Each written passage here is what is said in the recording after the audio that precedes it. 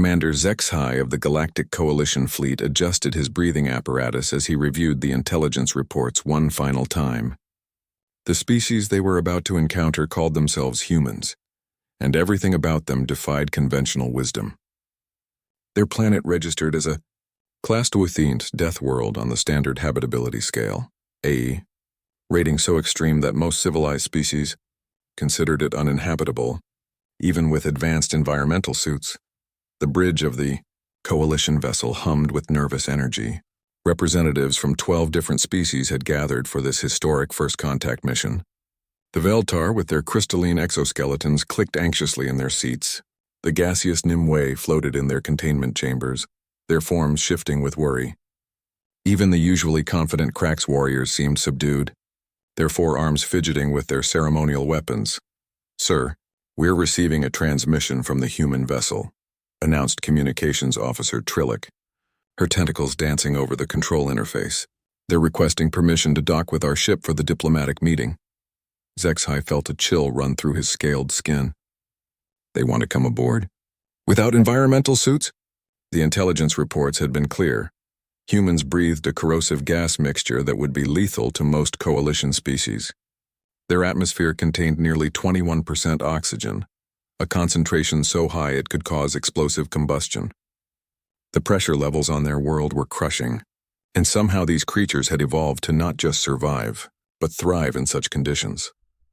"Perhaps they have advanced life support technology," suggested Dr. Renka, the Coalition's lead xenobiologist, her feathered form ruffled with scientific curiosity, "though I cannot imagine how they managed to contain such a volatile atmosphere."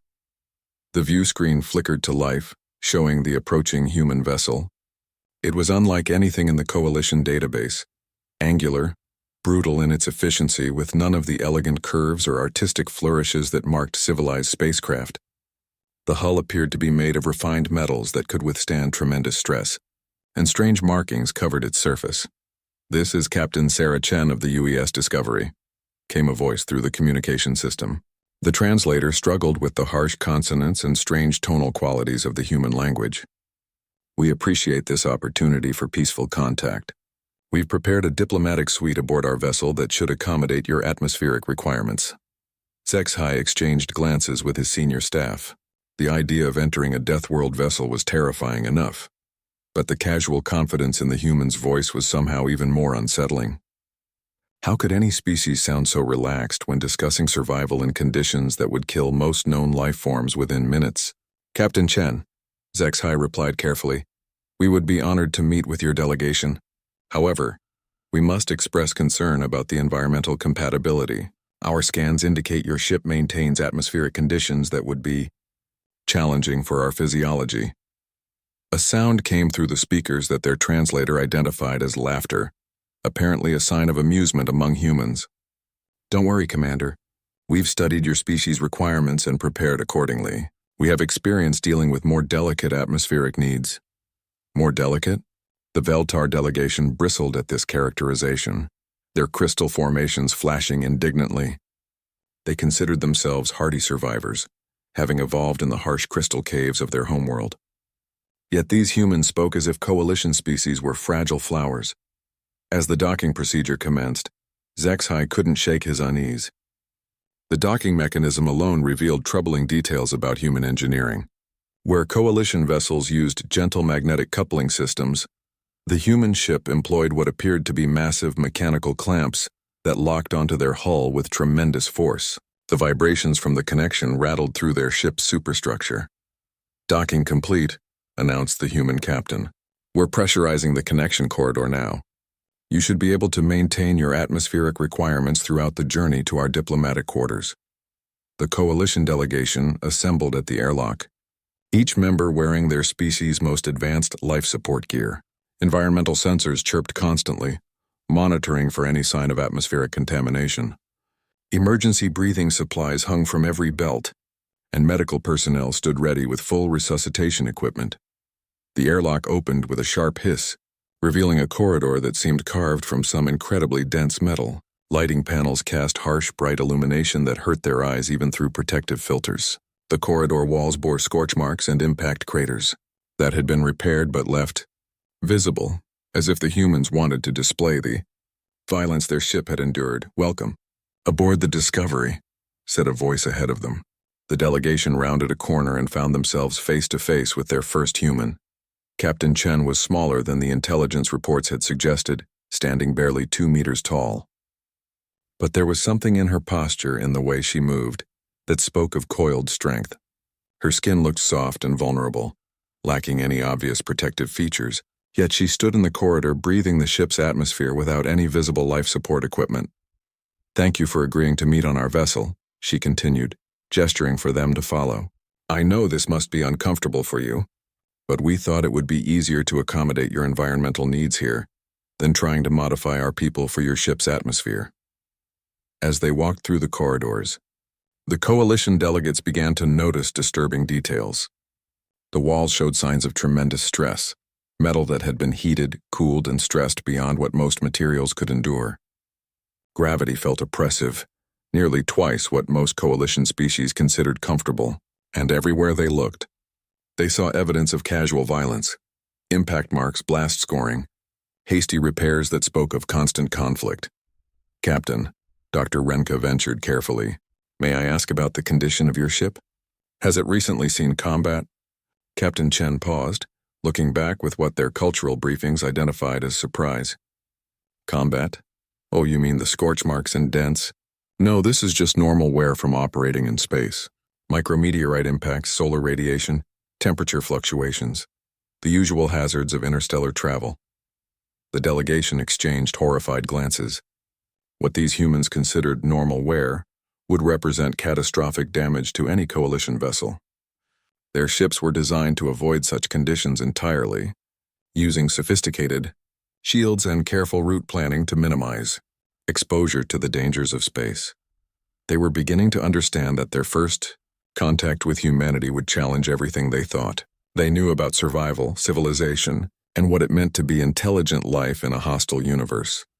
The diplomatic suite aboard the human vessel defied every expectation the coalition delegates had formed about civilized accommodation. As the heavy doors slid open, they revealed a space that seemed designed more for survival than comfort. The walls were lined with the same dense metal as the corridors, and the ceiling featured exposed support beams that would have been hidden behind decorative panels in any proper diplomatic facility. "Please, make yourselves comfortable," Captain Chen said, gesturing toward what appeared to be furniture. The coalition delegates stared in bewilderment at chairs that seemed designed to withstand tremendous forces, built from materials that could probably survive a direct energy weapon hit. Everything in the room had a dual purpose. The elegant-looking table could clearly serve as emergency shelter, and the decorative panels concealed what looked suspiciously like weapons lockers. Ambassador Quilin of the Ethereal Conclave floated nervously in her containment suit, her gaseous form shifting between shades of worried blue and alarmed purple. "Captain Chen, if I may ask, why does your diplomatic facility appear to be fortified?"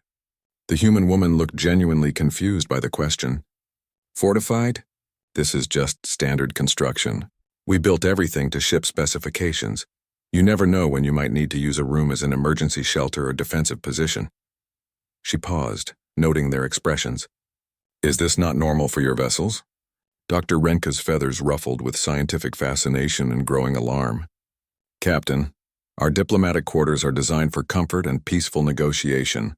They typically feature artistic displays, comfortable seating, and ambient lighting designed to promote calm discussion." Captain Chen nodded thoughtfully. "We have some artistic displays too." She pressed a panel on the wall and a series of images appeared on a view screen. The coalition delegates recoiled in horror as they saw what humans apparently considered art. Images of their homeworld that showed landscapes so violent and dangerous they defied comprehension. The first image showed a massive storm system that covered half a continent, with lightning bolts the size of small moons and wind speeds that would tear apart most starships. The second displayed what appeared to be molten rock flowing freely across the surface, creating new land while destroying everything in its path. A third showed frozen wastelands where the temperature readings made their environmental suits' warning systems activate just from the visual data. "These are quite beautiful," Captain Chen said with obvious pride. That first one shows hurricane categories 5 through 7, making landfall simultaneously on the North American continent. The volcanic display is from the Ring of Fire during a particularly active period, and that last one is from our Antarctic research stations. During winter, some of our people actually choose to live there year-round. Commander, HFY felt his breathing apparatus struggle to keep up with his increased respiratory needs. Captain, do you mean to tell us that these are images of your homeworld during normal conditions? Well, the hurricane image was from an especially active storm season, Captain Chen admitted. But yes, this is Earth during typical weather patterns. Is there something wrong? The Cracks warrior delegation, who considered themselves the most fearsome fighters in known space, were trembling in their environmental suits. War Chief Grexmore, veteran of a dozen conflicts, managed to speak through his translator with a voice that shook. Captain, those storm systems would destroy our most heavily armored battle stations. The volcanic activity would melt our strongest hull materials, and those frozen regions register temperatures that would kill most life forms instantly. Captain Chen's expression grew concerned. Oh dear, I hope we haven't made you uncomfortable. Would you prefer to see some of our calmer regions? She touched the control panel again and new images appeared. The calmer regions were no less terrifying. Vast deserts where the heat readings exceeded the melting point of many metals. Jungles so dense and vibrant that the sheer biological activity registered as hazardous on their sensors. Ocean systems with wave heights that would dwarf most coalition space stations, and creatures swimming in the depths that were larger than some of their starships. This is impossible, whispered Ambassador Traylock of the Harmony Collective, her musical voice breaking into discordant notes. No intelligent species could evolve on such a world. No civilization could develop under such conditions. Actually, we think the conditions helped, Captain Chen replied cheerfully. Earth taught us to be adaptable, resourceful, and resilient. When you grow up with weather that can kill you, technology that needs constant maintenance, and natural disasters that reshape continents, you learn to work together and never give up. She touched another control, and the view screen showed human settlements.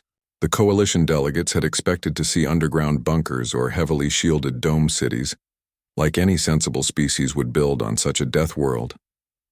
Instead, they saw sprawling cities built directly on the surface, open to the murderous atmosphere and extreme weather. Humans walked around in nothing but thin fabric coverings, breathing the corrosive air as if it were perfectly normal. As you can see, we've learned to work with our environment rather than hide from it. Captain Chen continued. This is New Tokyo, built directly over one of our most active seismic zones. The buildings are designed to flex and move with earthquakes. And this is Miami, which gets hit by those major storm systems regularly.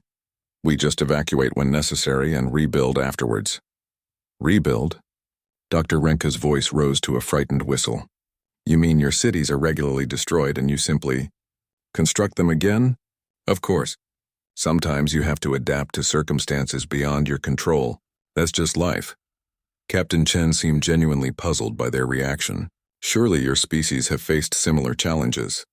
The coalition delegates exchanged glances of pure terror.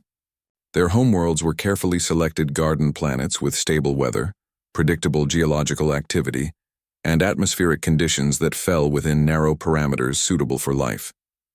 The idea of choosing to live on a world that regularly tried to kill its inhabitants was beyond their comprehension.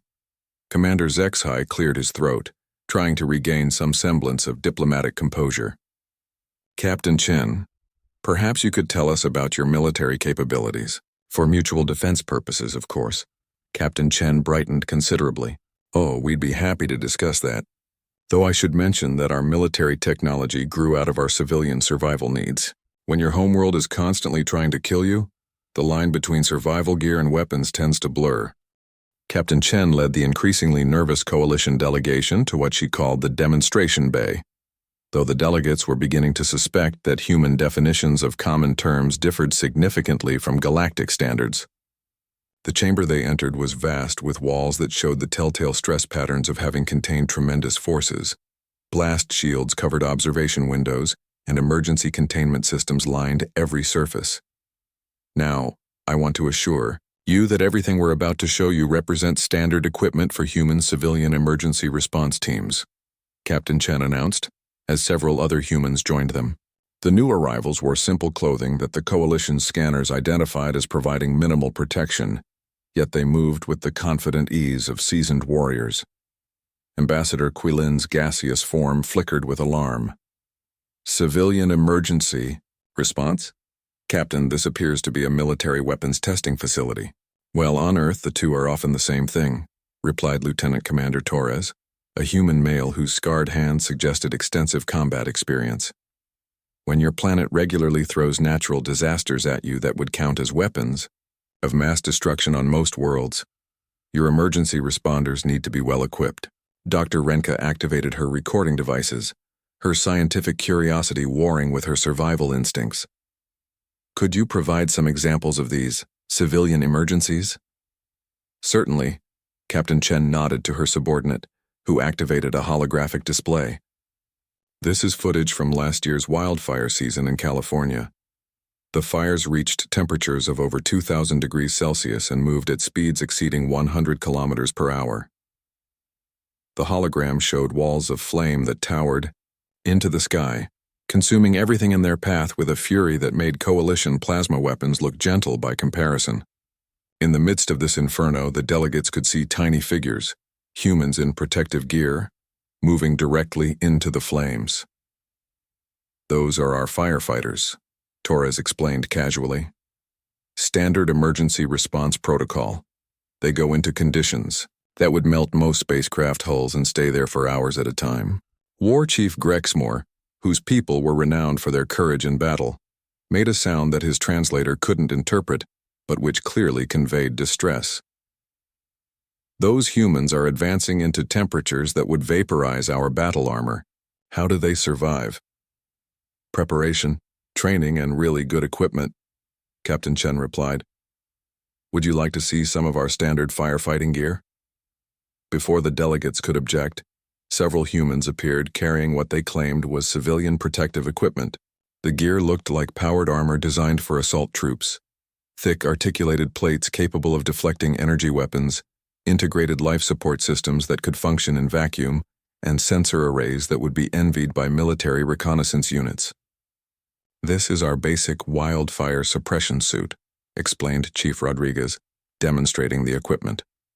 "Rated for direct flame contact up to 3,000 degrees, can operate in zero oxygen environments for up to 12 hours, and includes integrated cooling systems to prevent heat stroke." "Heat stroke?" squeaked Ambassador Trelak. "When humans overheat, we can suffer organ failure and death," Torres said matter-of-factly. "It's a common occupational hazard for our emergency responders, so we design our equipment accordingly." The Coalition delegates stared in horror at equipment that surpassed their military specifications, being described as basic safety gear. Commander Zexhai's voice cracked slightly as he asked, "What about your actual military equipment, Captain?" Chen and her crew exchanged glances that seemed to communicate something beyond words. "Well, our military gear is designed for combat operations, which can be even more challenging than civilian emergencies. Would you like a demonstration?" "Perhaps just a basic overview," Zexhai managed, though every instinct screamed at him to flee. What followed was a presentation that shattered every assumption the Coalition had about the limits of technology and the meaning of reasonable force. Human, basic infantry weapons fired projectiles at velocities that exceeded their warships' point defense capabilities. Their standard powered armor could withstand direct hits from weapons that would destroy Coalition battle tanks. "This is our M47 combat environmental suit," explained Master Sergeant Kim, whose casual demeanor while handling equipment that registered as planet-killing weapons made the delegates' environmental suits beep with stress warnings. "Designed for combat operations in hostile environments. Vacuum, underwater, extreme temperature zones, high radiation areas, that sort of thing." The armor suit that emerged from storage looked less like personal protection and more like a miniature starship. Energy shields flickered around its surfaces, multiple weapon systems tracked potential targets, and the power reading suggested it carried a reactor that could power a Coalition space station. Dr. Renka's instruments were overloading from the energy signatures. "Sergeant Kim, those power levels. How does a single individual operate such equipment?" "Practice, mostly," Kim replied with a shrug. "Plus, Human physiology is pretty well adapted to high-stress environments. Our bone density, muscle efficiency, and cardiovascular systems are all designed for extreme performance. To demonstrate, Kim activated the suit and performed what he called basic movement exercises. What the coalition delegates witnessed was a display of speed, strength, and agility that defied physics. The armored figure leaped 20 meters, straight up, landed with enough force to crater the testing bay floor, and moved with a grace that their sensors could barely track. Of course, this is just our standard infantry equipment, Captain Chen noted as Kim powered down the demonstration suit. Our heavy combat units and vehicle-mounted systems are considerably more robust. War Chief Grexmore made a choking sound. His people's most elite warriors, equipped with their finest weapons, would be no match for what humans considered basic infantry gear. Captain, what could possibly require more firepower than what we have just witnessed? Well, sometimes we have to deal with really large problems, Torres replied thoughtfully. Earth has some impressive natural disasters that require significant response capabilities. Plus, you never know what you might encounter in deep space. The holographic display activated again, showing human military vehicles that were larger than coalition cruisers, weapon systems that could crack planets, and defensive installations that could withstand stellar-level bombardment. All of it was presented with the same casual efficiency that might be used to describe farming equipment. The thing is, Captain Chen said as the demonstration concluded, everything we've shown you represents our mobile capabilities, equipment designed to be transported and deployed quickly. Our fixed installations and strategic systems are somewhat more substantial. The coalition delegates sat in stunned silence, trying to process what they had witnessed. These humans, who lived on a world that would kill most galactic species within minutes, had developed technology and capabilities that surpassed their wildest military ambitions, and they spoke of it all as if it were perfectly normal, just another day's work in the life of a species that refused to be defeated by anything the universe could throw at them.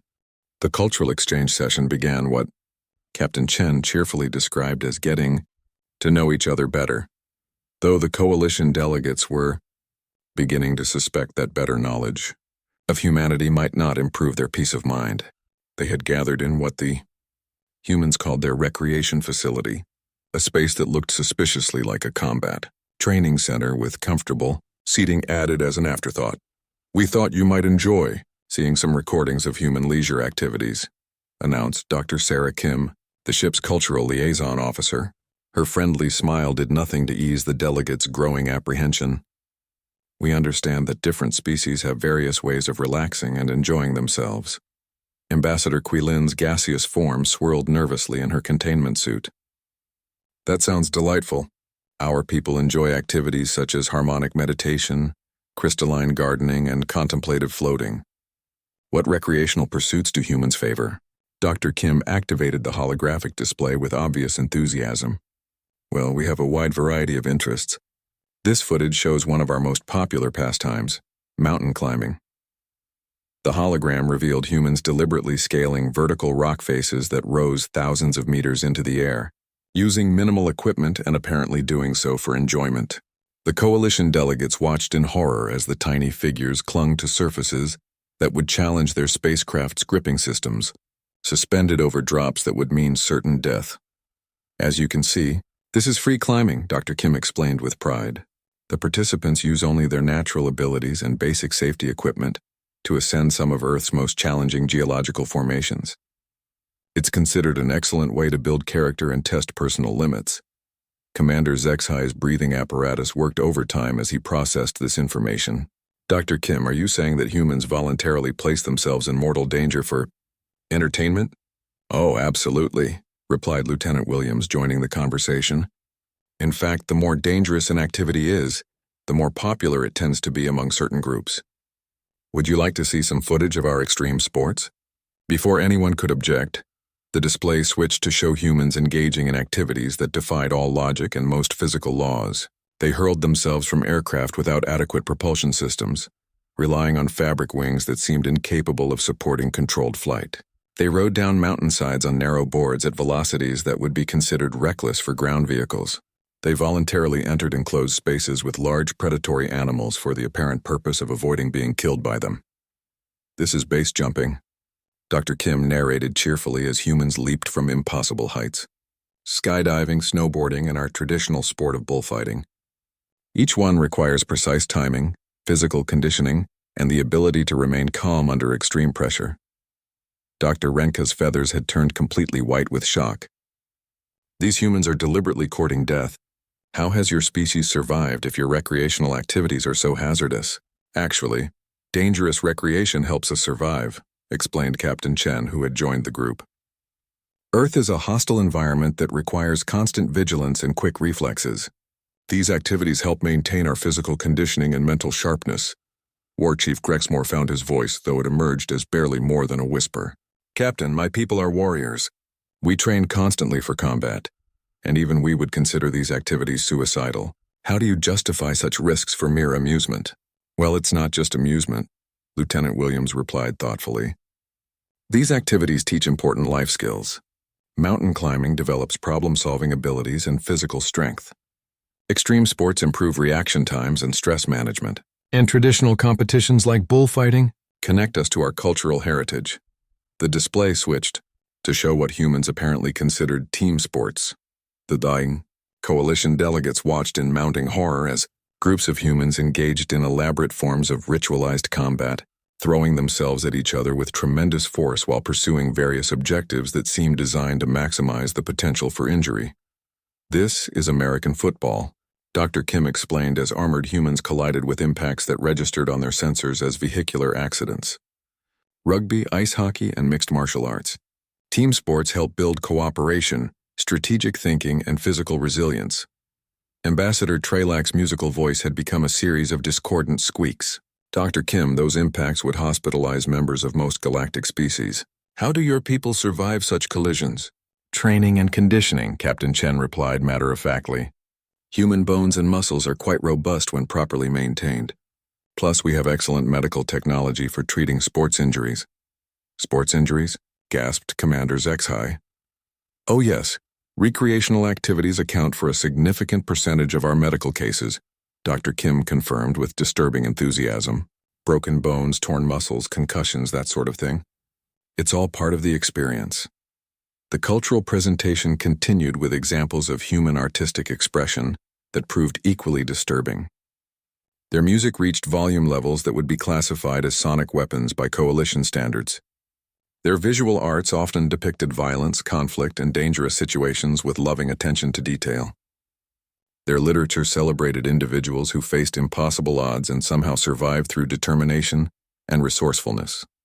This is one of our classic adventure novels, Dr. Kim said, displaying text that made their translators struggle with concepts like certain, death, and impossible odds. It tells the story of a human who becomes stranded on a hostile planet and must survive using only his intelligence and will to live. What kind of planet? Dr. Renka asked, though she dreaded the answer. Well, it's a desert world with no breathable atmosphere, extreme temperature variations, and limited water resources, Dr. Kim replied. But the protagonist manages to grow food, create shelter, and eventually signal for rescue. It's considered a light adventure story suitable for young readers.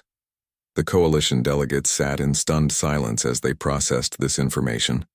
What humans considered appropriate entertainment for children would be classified as extreme survival scenarios that would challenge their most elite specialists. The casual way these Deathworlders discussed mortal peril as recreation revealed a fundamental difference in psychology that made meaningful communication almost impossible, perhaps, suggested Ambassador Quilin in a voice that quavered with barely controlled panic. You could show us some of your more peaceful cultural activities. Dr. Kim brightened considerably. Of course. Here's footage from one of our popular cooking shows. The hologram revealed humans deliberately exposing themselves to open flames, sharp implements, and chemical reactions that their safety protocols would classify as industrial hazards, all apparently for the purpose of preparing food. The coalition delegates realized with growing horror that even human domestic activities were more dangerous than most species' military operations. The moment of truth came when Captain Chen suggested what she called a virtual tour of Earth itself. The coalition delegates had hoped that perhaps the previous demonstrations had been exaggerated, that surely no species could actually live in the conditions they had been shown. They were about to discover just how wrong they could be. "Our homeworld is really quite beautiful," Captain Chen said as she activated the ship's most advanced holographic systems. "We thought you might enjoy seeing some of our favorite locations." The recreation facility dissolved around them, replaced by a three-dimensional representation so realistic that several delegates instinctively checked their environmental seals.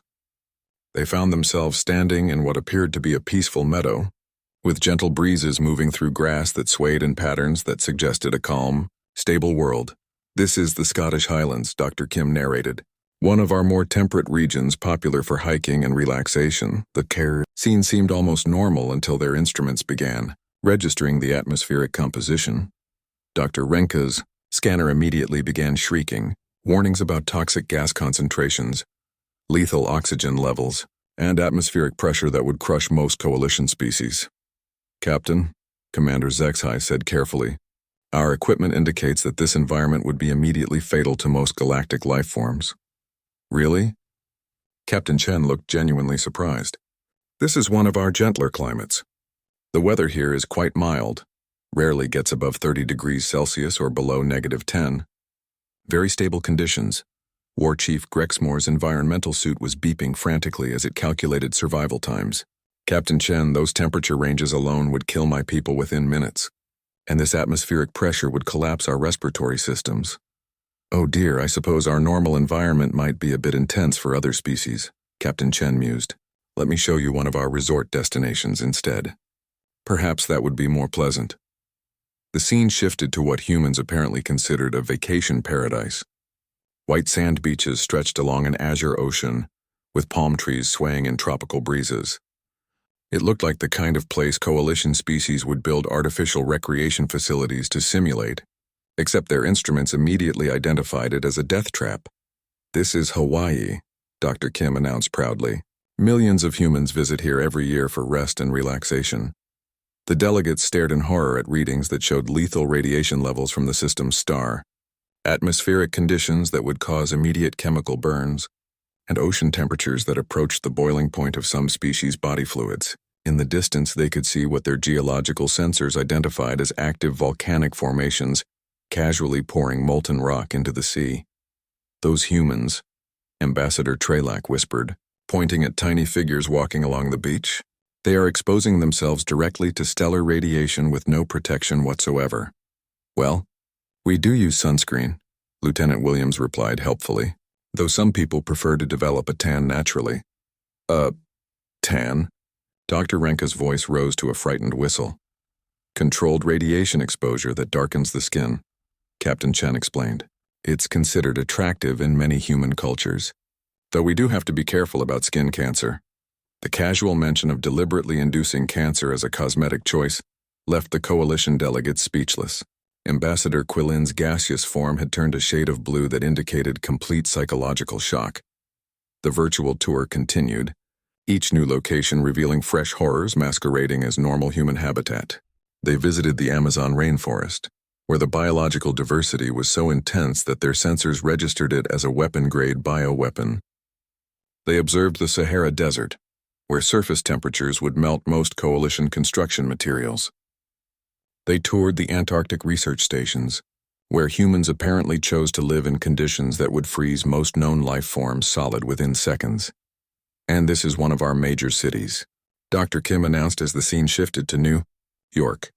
8 million humans live and work here. The delegates found themselves surrounded by structures that towered into the sky at heights that defied engineering logic, built on a scale that suggested either tremendous wealth or complete disregard for safety. The air buzzed with flying vehicles moving at velocities that would be considered reckless even for military operations, while millions of humans moved through the streets below apparently oblivious to the constant danger. "Captain," Commander Zexai managed, "how do you maintain structural integrity in buildings of such impossible height?" "Oh, we've gotten quite good at earthquake-resistant construction," Captain Chen replied casually. "This city sits on several fault lines, so we have to design everything to flex and move with seismic activity." "Seismic activity," repeated War Chief Grexmore in a voice that suggested his sanity was hanging by a thread. "Earthquakes," Dr. Kim clarified helpfully. The planet's crust shifts regularly, sometimes with tremendous force. We've learned to build structures that can survive when the ground moves. The revelation that humans had learned to construct cities that could survive. Planetary geological instability marked the point where several coalition delegates simply stopped, trying to process new information. Their minds had reached capacity for horror and could absorb no more. But Captain Chen wasn't finished. Of course, Earth's conditions have made us quite adaptable. Would you like to see some of the other environments where humans live and work? Before anyone could object, the tour expanded to show human settlements in locations that shouldn't have been able to support life. Underwater cities built in crushing ocean depths. Space stations constructed inside asteroid fields where cosmic radiation would sterilize most species. Polar research facilities where humans studied phenomena that would be classified as cosmic-scale weapons. You see, Captain Chen explained as the virtual tour concluded, Earth taught us that the universe is a hostile place, but that doesn't mean you have to hide from it. Every challenge is an opportunity to learn, adapt, and become stronger. The coalition delegates sat in their environmental suits, staring at the humans who had just casually described surviving in conditions that would destroy most galactic civilizations. These weren't just any aliens. These were beings who had evolved in hell itself and learned to call it home. Ambassador Quilin finally found her voice, though it emerged as barely more than a whisper. Captain Chen, how do you classify Earth on your own habitability scale? Captain Chen smiled with obvious affection. Oh, we rate it as perfectly habitable. In fact, we consider it rather pleasant. After all, it's home. The final session of the diplomatic exchange took place in what Captain Chen called the observation lounge, though the coalition delegates had learned to be wary of human terminology. As they settled into chairs designed to withstand forces that could destroy small spacecraft, they found themselves looking out through reinforced transparent aluminum at the vast expanse of space and at Earth itself, hanging in the void like a blue and white jewel that concealed unimaginable dangers. Before we conclude our meeting, Captain Chen began, we wanted to address what seems to be some confusion about humanity's place in the galactic community. Commander Zexhai activated his recording systems, though he suspected that no one back at Coalition headquarters would believe what he was about to report. Captain, we must admit that your species has exceeded our expectations in numerous areas. Actually, Dr. Kim interjected gently, we think there might be a fundamental misunderstanding about what humanity represents. You've been treating us as if we're some kind of unique anomaly in the galaxy. Ambassador Quilin's gaseous form flickered with curiosity, despite her ongoing state of shock. Are you not? Captain Chen and her crew exchanged those meaningful glances again, and the human captain's expression became more serious than they had yet seen. The thing is, we've been studying your coalition species for several months now, ever since we detected your surveillance probes in our system. War Chief Grexmore straightened in alarm. You detected our stealth reconnaissance? Our planet-based weather monitoring systems picked up the anomalous readings, Lieutenant Williams explained casually. When you live on a world where cosmic phenomena can kill you, you develop very sensitive detection equipment. Dr. Renka's feathers had begun to show the first hints of scientific excitement overcoming her terror. What conclusions did your studies reach? Well, Captain Chen said carefully, we initially assumed that your species represented the lower end of galactic technological development, perhaps early spacefaring civilizations that hadn't yet learned to deal with serious environmental challenges. The coalition delegates stared at her in bewilderment. Ambassador Trelak's musical voice cracked as she asked, Lower end? Captain, we represent 12 of the most advanced civilizations in known space. Yes, we realized that was incorrect when we reviewed your historical databases. Dr. Kim replied with what might have been embarrassment. It turns out that what we considered primitive survival technology is actually the pinnacle of galactic engineering. Commander Zexhai felt reality shifting around him like unstable gravity. Captain Chen, are you saying that humanity's capabilities exceed those of the entire galactic coalition? Oh, we wouldn't want to sound arrogant, Captain Chen said quickly. You've achieved remarkable things given your environmental limitations. Building a galactic civilization while avoiding dangerous conditions shows impressive organizational skills. Lieutenant Williams leaned forward earnestly. The thing is, we've been preparing for contact with galactic civilization for decades. We assumed we'd encounter species that had been tempered by cosmic forces the way Earth tempered us. We built our technology and trained our people expecting to meet beings who had survived challenges similar to our own. Instead, Captain Chen continued, we discovered that the galaxy is full of species that have never faced serious adversity. Your worlds are garden paradises. Your technology is designed for comfort rather than survival, and your military capabilities are, well, theoretical. War Chief Grexmore made a sound that might have been laughter or weeping. You are saying that we are not warriors at all. You're intelligent, civilized, and accomplished, Dr. Kim said diplomatically. You've built remarkable societies and achieved things we admire greatly. It's just that your experience of existence is fundamentally different from ours. The observation lounge fell, silent except for the soft hum of life support systems and the occasional beep from overloaded environmental sensors. The coalition delegates stared out at Earth, trying to reconcile their understanding of habitability with the knowledge that billions of humans lived on that terrifying world by choice. Captain, Dr. Renka said finally, what does this mean for galactic relations? How does humanity fit into the existing order? Captain Chen's expression became thoughtful. We've been discussing that extensively. Humanity doesn't want to conquer or dominate anyone. We're interested in trade, cultural exchange, and peaceful cooperation. But we also understand that our presence might be disruptive to the existing balance. Disruptive is one word for it, muttered Ambassador Quilin. We propose a gradual integration process, Lieutenant Williams explained. Humanity can offer protection for coalition worlds that face genuine threats, cosmic phenomena, dangerous exploration, that sort of thing. In return, we'd like access to your scientific knowledge, cultural achievements, and artistic traditions. Commander Zexhai struggled to process this offer.